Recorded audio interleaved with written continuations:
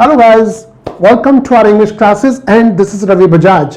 पिछले कुछ सेशन में हम देख चुके हैं we are doing subject verb agreement.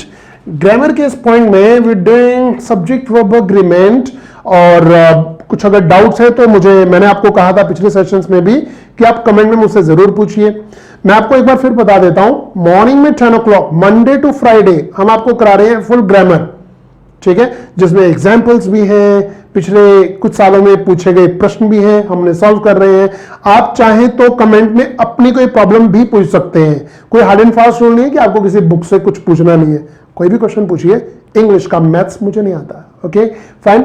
GS और रीजनिंग भी नहीं आती मुझे, इंग्लिश की बात करेंगे, ओके। और सब्जेक्ट वर्ब अग्रीमेंट में हमने पिछले कुछ रूल्स किए, बट आज है अगला रूल, ठीक है, ध्यान दीजिए। ये हमने पिछली क्लास में किया था, आपको याद है, एक्सरसाइज भी की थी एंड एक्सरसाइज इसकी भी की थी। और ये रहा आज का रूल। पढ़िए जी क्या है। A clause starting with who, which and that coming between the subject and the verb may confuse us. Hindi में बताता हूं। ये जो क्लोज होता है जो कि हु, विच या दैट से शुरू होता है, अगर आपने प्रोनाउन पढ़ा है तो अच्छी बात है, आपको समझ आ जाएगा। नहीं पढ़ा तो प्रोनाउन में आपको पढ़ाएंगे पूरा फुर्सत में। तो हु की हिंदी क्या होती है? वैसे तो कौन भी होती है, बट जब ये सेंटेंस के बीच में आता है तो जो। विच और दैट का मीनिंग भी जो होता है, कुछ और भी हो सकता है, देखेंगे वो क्या क्या हो सकता है, ठीक है। तो कह रहे हैं अगर कोई क्लोज इज अ पार्ट, अगर उस सेंटेंस का एक छोटा सा पार्ट जो हु, विच या दैट से शुरू हो रहा है, अगर वो सब्जेक्ट और वर्ब के बीच में आ जाए, between the subject and the verb, may confuse us, वो हमें कंफ्यूज कर सकता है। कैसे? यहां आपको कम समझ आएगा, एग्जाम्पल से ज्यादा समझ आएगा और एक्सरसाइज से और ज्यादा समझ आएगा, ठीक है। देखिए ये सेंटेंस पहला आपके सामने देखिए। Anyone who seize his parents runs और रन टू हग देम। कोई भी जो अपने पेरेंट्स को देखता है, एनीवन, ओहो indefinite pronoun, anyone, but anyone, और यहां पर एक वर्ब है जो हमें डिसाइड करना है कि क्या आएगा, रन्स आएगा या रन आएगा। बट उससे पहले हमें कंफ्यूज कर दिया एग्जामिनर ने। कैसे? उसने इस पार्ट को लिया, हु सीज हिज पेरेंट्स। बहुत से बच्चे क्या करते हैं, वो पेरेंट्स के अकॉर्डिंग लगाते हैं कि रन्स आएगा या रन आएगा। ऐसा नहीं करना है। हमें क्या देखना है, एनीवन सब्जेक्ट है और ये हु किसके लिए आ रहा है, हु का एंटीसीडेंट क्या है, एनीवन। कोई भी ऐसा इंसान जो देखता है अपने पेरेंट्स को, तो एनीवन के अकॉर्डिंग अब हमें चूज करना है अपना verb, because we are doing subject verb agreement, okay. So anyone के अकॉर्डिंग क्या होना चाहिए, रन्स। थर्ड पर्सन सिंगुलर के साथ एसओरियस लगता है। आपने टेंसेस में, प्रेजेंट डेफिनेट में पढ़ा होगा, नहीं पढ़ा तो हम पढ़ा देंगे, ओके। सो अगर इज और आर में चॉइस होती तो हम इज लगाते, एनीवन इज रनिंग करते तब, ठीक है। हैज और हैव में चॉइस होती तो हैज रन कर देते। तो यहां पर ये हु सीज हिज पेरेंट्स, इस पार्ट को आपको कंफ्यूज किया गया है और यही हमारा रूल था, पढ़ सकते हैं। मैं एक और एग्जांपल ले रहा हूं, ये देखिए। अ dog that loves it's honours deserve या डिजर्व्स रिवार्ड। एक ऐसा डॉग, अ डॉग, कैसा dog, that loves it's honours. ये डॉग की विशेषता है। दैट का मीनिंग क्या है, जो। ये जो किसके लिए यूज हो रहा है, मेरे लिए, आपके लिए, भगवान के लिए, शैतान के लिए, जी यहां पर जिसका जिक्र है उसके लिए। तो ये दैट का एंटीसीडेंट क्या है, अ डॉग। तो हमारा मेन सब्जेक्ट हो गया अ डॉग। अब a dog that loves its honour, एक ऐसा डॉग जो अपने ऑनर्स को, अपने मालिक को, अपने मास्टर को लव करता है, प्यार करता है। डिजर्व या डिजर्व्स अ रिवार्ड, तो यहां पर हमें अ डॉग के अकॉर्डिंग लेना होगा। और क्योंकि डॉग थर्ड पर्सन सिंगुलर है तो आंसर आ जाएगा डिजर्व्स। ये हो जाएगा गलत। क्या बोलते हैं, इजी है मुश्किल है? बहुत इजी है यार, कोई टेंशन वाली बात ही नहीं है।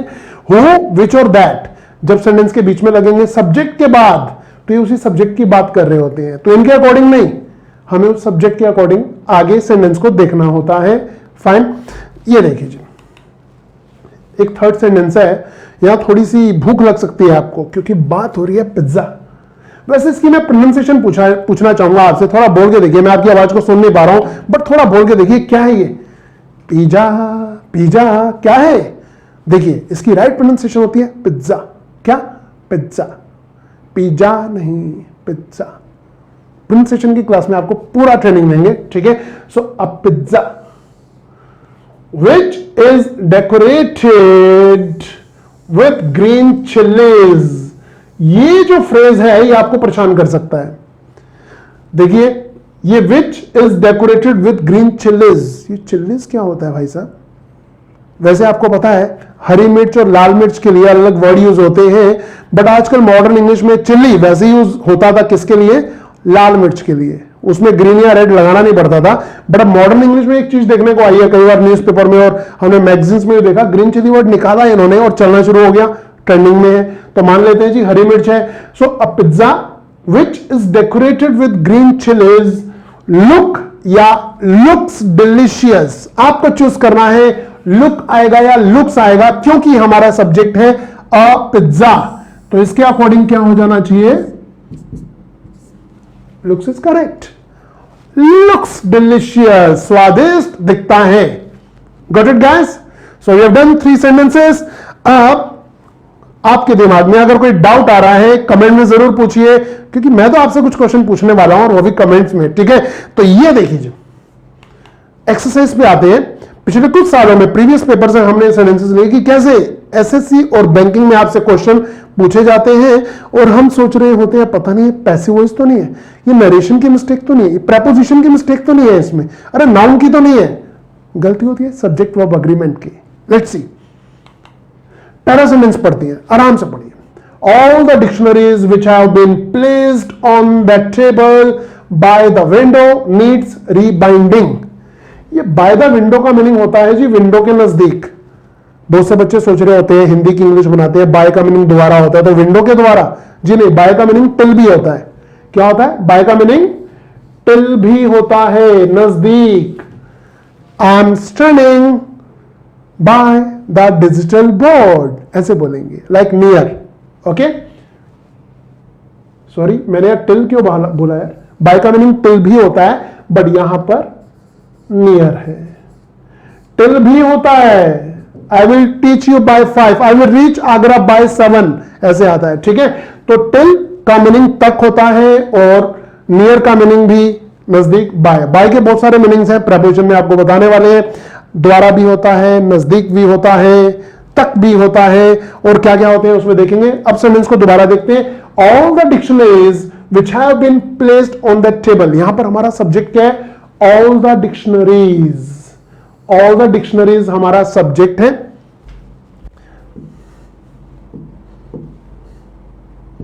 हम इसे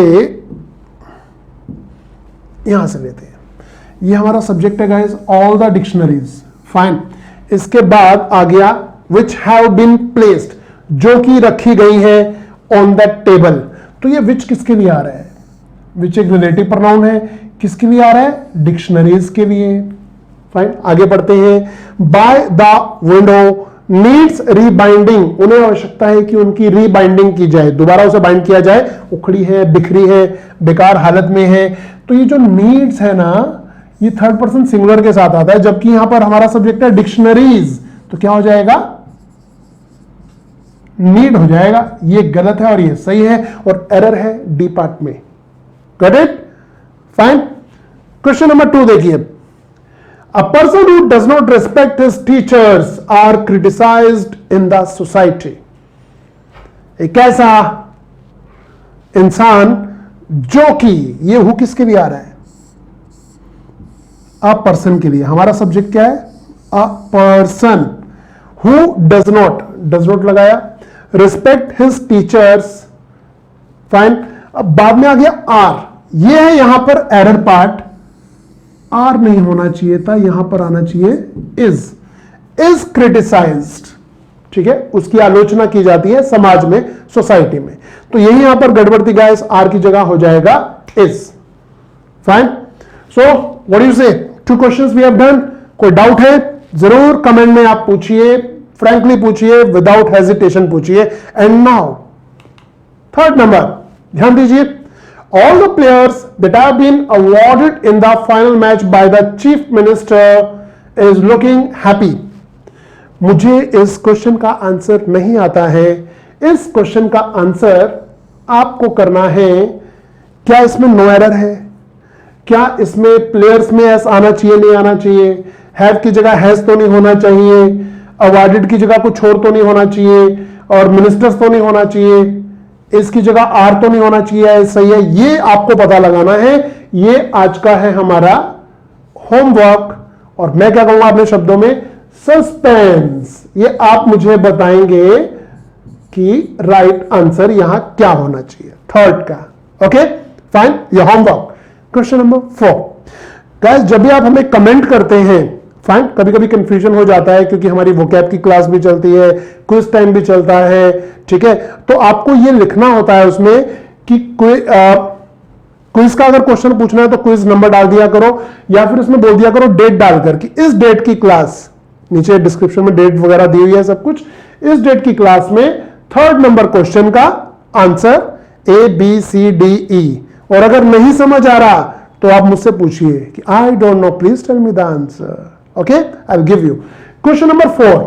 A computer which was bought by my cousins is very costly. क्या बोलते हैं? सब्जेक्ट क्या है? A computer which relative pronoun use हो रहा है. किसके लिए हो रहा है? A computer के लिए. Which was, अब कंप्यूटर है तो was ही आएगा, वर तो आएगा नहीं. Was bought by my cousins इस आ रहा है. क्या बोलते हैं? कजन्स के साथ तो आर आना चाहिए ना, कजन्स के साथ आर आना चाहिए, हमें पता है. बट इस सेंटेंस में कजन्स की बात हो ही नहीं रही है. इसमें बात हो रही है क्या खरीदा गया? Computer. By my cousins is very costly. ये तो सही है, तो इसका आंसर क्या हो जाएगा गाइस? No error. ध्यान से देखिए, नो एरर. तो इस सेंटेंस में कोई भी डाउट नहीं है, कोई भी गलती नहीं है. ठीक है, ये थर्ड नंबर क्वेश्चन आपका होमवर्क है. फाइन. और क्वेश्चन नंबर 5 देखते हैं. ध्यान दीजिए. द एक्सप्लेनेशन, अब दैट से जोड़ रहा है. हमारा सब्जेक्ट क्या है? The explanation that Rajiv gave for missing the programs were not satisfactory. क्या कोई एरर है इस सेंटेंस में? वर्ड यूज हो रहा है, बट आपको यह पता लगाना है ये वर्ड किसके लिए यूज हो रहा है. अगर ये वर्ड प्रोग्राम्स के लिए हो रहा है तो सही है, बट आप सेंटेंस में देखिए, we doing subject verb agreement. इसमें जो हमारा सब्जेक्ट है, मैंने पहले ही बताया, द एक्सप्लेनेशन. उसके बाद ये फ्रेज ऐड हो रहा है, that Rajiv gave for missing the programs. ये जो पार्ट है, यहां से दैट से लेकर प्रोग्राम्स तक, ये हमें कंफ्यूज कर सकता है. इससे बचना है तो हम क्या करेंगे? द एक्सप्लेनेशन हमारा मेन सब्जेक्ट है, उसके अकॉर्डिंग हम वर नहीं, हम यूज करते हैं वाज. फाइन. अगर आप सोच रहे हैं कि सब्जेक्ट वर्ब अग्रीमेंट की कोई ट्रिक होती है, तो मैं आपको बता देता हूं, पूरी ग्रामर की कोई ट्रिक नहीं होती, सिर्फ नॉलेज, एक्सपीरियंस, आपकी प्रैक्टिस. ठीक है, चलिए गाइस, तो अभी हम प्रैक्टिस की बात कर रहे थे. The more you work hard the better result you will get. Fine. Question number 6 को देखते हैं. द आरबीआई, ये देखिए विच किसके लिए यूज हो रहा है? विच मॉनिटर्स किसके लिए? द आरबीआई के लिए. ये कौन है? Ravi Bajaj of India? जी नहीं, ये रिजर्व बैंक ऑफ इंडिया है. ठीक है. So the RBI which monitors banking operations do not have the resources to carry out investigations also. बताइए जी, क्या हमारा सब्जेक्ट और वर्ब अग्री कर रहा है आपस में? देखिए, हमारा सब्जेक्ट है द आरबीआई, उसके बाद आरबीआई के बारे में कुछ इंफॉर्मेशन दी विच के साथ जोड़कर, विच मॉनिटर्स बैंकिंग ऑपरेशंस. ठीक है. Do not have the resources to carry out investigations also. गड़बड़ कहां होगी? वर्ब में. वर्ब अग्री नहीं कर रहा. डू नॉट यहां पर गलत है. The RBI third person singular है, तो हम क्या कर देंगे? इसका आंसर डज नॉट. अगर सपोज कीजिए, अगर द आरबीआई की जगह लिखा होता the banks of India, banks, बहुत सारे बैंक्स, द ऑर्गेनाइजेशंस या द कंपनीज, तो ये सेंटेंस सही होता, क्योंकि इसके अकॉर्डिंग हम डू नॉट ही यूज करते हैं. Fine. So how do you feel? कैसा लग रहा है आपको हमारे सेशंस करते हुए? हम बिल्कुल बाल की खाल निकालने वाले हैं, पूरा एक एक सेंटेंस का पोस्टमार्टम करने वाले हैं। और अगर आपको कोई डाउट है तो जरूर पूछिए, क्योंकि मैं बिल्कुल बेसिक से इंग्लिश को ले रहा हूं जहां पर कोई डाउट रहे ना। और आप प्लीज चीजों को पोस्टपोन मत कीजिएगा। अगर माइंड में कोई डाउट है तो अभी से निकालिए और लिख डालिए। अगर आप सोच रहे हैं कि कल परसों तरसों हम पूछेंगे अलग क्वेश्चन, वो कल परसों आज तक किसी का नहीं आया, इसलिए हमारा भी नहीं आएगा, है ना। दो तरह के लोग होते हैं, एक क्या होता है, काल करे सो आज कर, आज करे सो अब, पल में परले होएगी बहुरी करेगा कब। बहुरी मीन्स भगवान, सुनो होगा कबीर जी की ये कहावत है, ठीक है। बट एक दूसरे लोग भी होते हैं, बड़े आलसी होते हैं, वो क्या कहते हैं, आज करे सो कल कर, कल करे सो परसों, ऐसी भी क्या जल्दी है जब जीना है परसों। तो ऐसा नहीं बनना है, कबीर जी वाला बनना है, ठीक है। Okay, so these are our 6 questions and इस सेशन का लास्ट क्वेश्चन आपके सामने। The scheme which will be started during the next 2 years require an additional investment of 200 crores। Crore की स्पेलिंग यहां गलत लिखी हुई है, सही कर देते हैं भाई साहब, CRORES, करोड़, ठीक है। तो क्या बोले, the scheme third person singular है, विच द स्कीम के लिए आ रहा है, और ये पूरा फ्रेज है which will be started during the next 2 years, जो कि अगले 2 सालों में, अगले 2 सालों के दौरान शुरू की जाएगी। रिक्वायर, एरर पार्ट ये रहा सी। जब द स्कीम है ना, ये थर्ड पर्सन सिंगुलर है, हमारा मेन सब्जेक्ट है, तो इसके लिए रिक्वायर्स होना चाहिए। अगर अभी तक आपने प्रेजेंट डेफिनेट नहीं पढ़ा है तो हम आपको पढ़ाएंगे, और पढ़ा हुआ तो याद आ जाएगा। I go, you go, he goes. The scheme third person singular है, द स्कीम रिक्वायर्स हो जाएगा। सो एक क्वेश्चन आपको मैंने होमवर्क के लिए दिया है, अगर आपको उसका आंसर आता है तो आज करे सो कल कर, कल करे सो परसों वाला फ्रेज आप पे अप्लाई नहीं होना चाहिए। जल्दी जल्दी कमेंट में आंसर करिए, कोई डाउट है वो भी पूछिए, अगले सेशन में मिलेंगे। बट जाने से पहले एक चीज आपको याद दिला देते हैं, कहीं आप कंजूसी तो नहीं कर रहे हैं। Like share and subscribe our YouTube channel, और फ्रेंड्स को भी बताइए। हर रोज सुबह 10 बजे मंडे टू फ्राइडे हमारी ग्रामर चलेगी, बिल्कुल बेसिक से एडवांस लेवल तक, और शाम को 9 बजे क्विज टाइम, फाइन, शाम को रात को 9 बजे, एंड बीच बीच में ट्रांसलेशन क्लोज टेस्ट आपको मिलते रहेंगे। मिलते हैं अगले सेशन में, till then goodbye, take care.